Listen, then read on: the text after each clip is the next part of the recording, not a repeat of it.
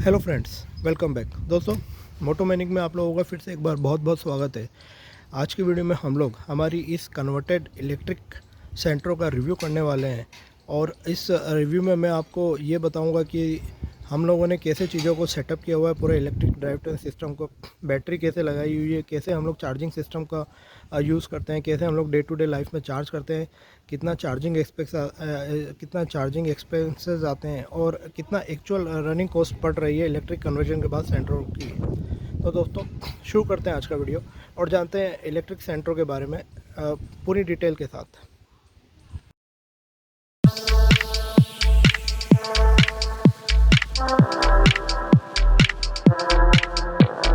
तो दोस्तों, जैसा कि मैं आप लोगों को बता चुका हूँ, ये जो सेंट्रो है ये 1998 का मॉडल है और सबसे पहली बैच की सेंट्रो है। तो आप समझ सकते हैं कि कितनी पुरानी सेंट्रो, और ये एक तरह से स्क्रैप सेंट्रो थी जिसको कि हम लोगों ने पूरी तरह से इलेक्ट्रिक में कन्वर्ट किया हुआ है। हालांकि इसका रिस्टोरेशन अभी बचा हुआ है। रिस्टोरेशन से मतलब है कि इंटीरियर पे तो हम लोगों ने काम कर दिया है, एक्सटीरियर पे पेंट का हमको कुछ करना है। इसमें जो हेडलाइट है वो हमको एलईडी हेडलाइट करना है और काफ़ी कुछ ब्रेकिंग पे काम करना है, यानी कि एक्सटीरियर लुक और बाकी लाइटिंग पे हम लोगों को अभी और काम करना है, जो कि हम धीरे धीरे करने वाले हैं। इसके अलावा अंदर हमारा टेबलेट और लगाने का प्लान है, तो वो चीज़ें और चल रही हैं। सबसे पहले देखिए, एंट्रेंस के लिए ये की वाली इसमें बेसिक एंट्री है, जो कि पहला बैच था। तो हम लोग सीधे चाबी से एंटर करते हैं। ये देखिए, इस तरह से अभी इंटीरियर है, ये आप देख सकते हैं। ये हम लोगों ने फुट थ्रोटल लगाया हुआ है, फ्लोर वाला ये फुट थ्रोटल है, जिससे कि आपका ड्राइव होता है। ये ब्रेक है आपका बीच वाला, और ये क्लच है।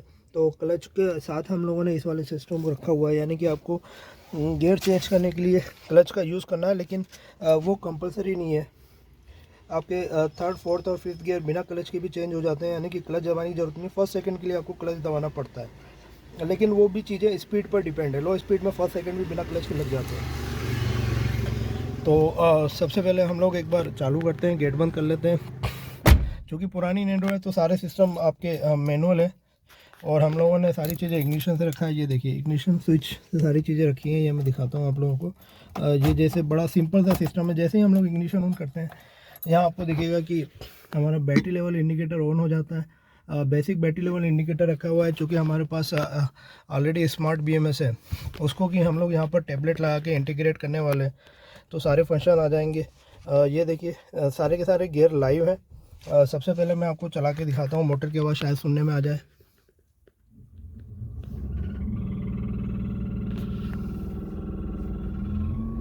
आपको अगर आ रही होगी तो देखिए, मोटर अभी चल रही है। अब ये मोटर चालू हो गई है। अब हम लोग हमारी रिक्वायरमेंट के हिसाब से कोई भी गियर लगा सकते हैं। हालांकि चूँकि पावरफुल मोटर है, पीएमएस मोटर है, तो थर्ड गियर में ही आपकी गाड़ी डायरेक्ट उठ सकती है। और फोर्थ गियर आप लगा के रखें। अगर आप सिटी में चला रहे हैं तो fourth gear more than sufficient है। जीरो पे भी स्पीड है तो फोर्थ गियर में आपकी गाड़ी उड़ जाएगी, और बाकी पूरे टाइम आपकी फोर्थ गियर आपकी सिटी में चल सकता है। अगर हाईवे पे है तो फिफ्थ गियर बेस्ट है।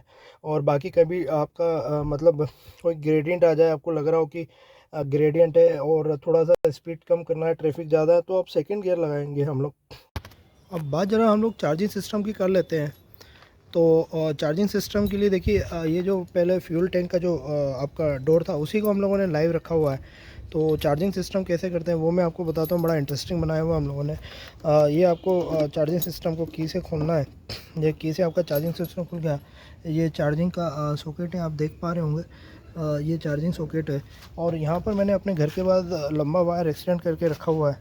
तो ये है हमारा चार्जिंग प्लग। ये देखिए, हैंडी चार्जिंग प्लग हम लोगों ने डिज़ाइन किया हुआ है और इसको बनाया हुआ है, और ये वायर के साथ एक लंबा एक्सटेंशन के साथ दिया हुआ है, तो ये यहीं रहता है। और फुल टाइम जब भी मैं आता हूँ ऑफिस से, बस मेरे को ये करना रहता है कि इसको सीधे इसके अंदर मेरे को प्लग करना रहता है, और जैसे ही मैं इसको प्लग करता हूँ हमारी चार्जिंग शुरू हो जाती है। तो मैं एक काम करता हूँ, मैं डिक्की ओपन कर लेता हूँ और आपको लाइव चार्ज करके बताता हूँ कि हम लोग कैसे चार्ज होता है, और लाइव आपको बैटरी सेटअप भी बताता हूँ।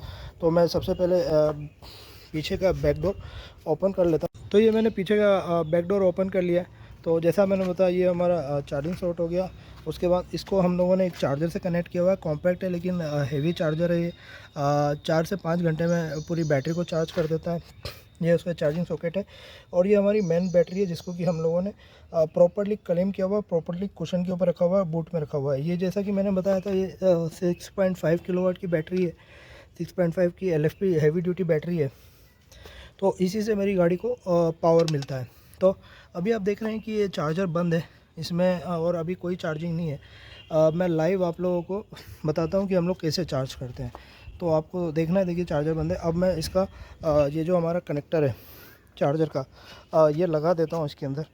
इसमें पावर ऑन करके रहता है अंदर। मैंने अपने मकान में स्विच दिया हुआ है, तो अंदर से ही स्विच ऑन कर देता हूँ मैं ये कपड़े लगा के, तो चार्जिंग चालू हो जाती है। अब आप देखिए, अब आप सुन सकते हैं पंखे की आवाज़, लाइट इंडिकेटर देख सकते हैं। अब चार्जिंग चालू हो गई है, ये देखिए चार्जिंग चालू हो गई है। और इस चार्जिंग को आप गाड़ी को चार्ज होते हुए देख सकते हैं। ये देखिए गाड़ी में चार्जिंग अब हो गई है चालू।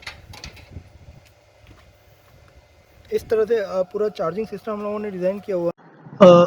दोस्तों अब बात कर लेते हैं सबसे इम्पोर्टेंट पॉइंट, यानी कि एक्चुअल रनिंग कॉस्ट की और पावर कंजप्शन की। तो सबसे पहले अगर हम लोग पावर कंजप्शन की बात करें, हालांकि अभी कुछ प्रिसाइज मैंने कैलकुलेट नहीं किया है, हो सकता है आगे आने वाले वीडियोस में आपको बिल्कुल प्रिसाइज कैलकुलेशन बताऊं। तो रफ कट ये है कि पावर कंजप्शन के टर्म में देखा जाए तो मैं गाड़ी एवरेज 40-45 की स्पीड से चलाता हूँ। तो 45 की स्पीड कंसिडर करते हुए मेरा जो पावर कंजप्शन निकल कर आता है वो तकरीबन 40 एम्पियर आवर का निकल कर आता है। तो 40 एम्पियर आवर के हिसाब से अगर हम लोग देखते हैं 64 की बैटरी के हिसाब से, तो 3 किलोवाट पर आवर का पावर कंजप्शन होता है जब मैं 45 किलोमीटर ट्रेवल करता हूँ।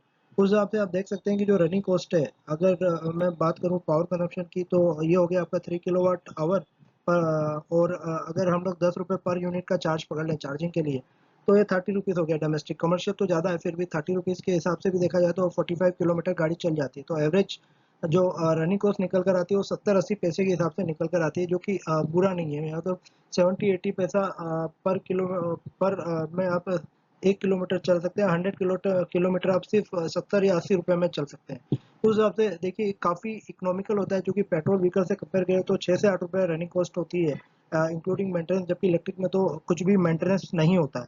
तो ये एक्चुअल आपका रनिंग कॉस्ट है जो कि मेरे को अपनी कन्वर्टेड सेंट्रो में अभी मिल रही है। तो दोस्तों आज के लिए इतना ही। हमेशा की तरह रिक्वेस्ट रहेगी कि हमेशा प्लीज़ हमारे वीडियो को देखते रहिए, हमारे साथ जुड़े रहिए और अपने एनवायरनमेंट को प्रोटेक्ट करने की हर संभव कोशिश करें। Thank you very much.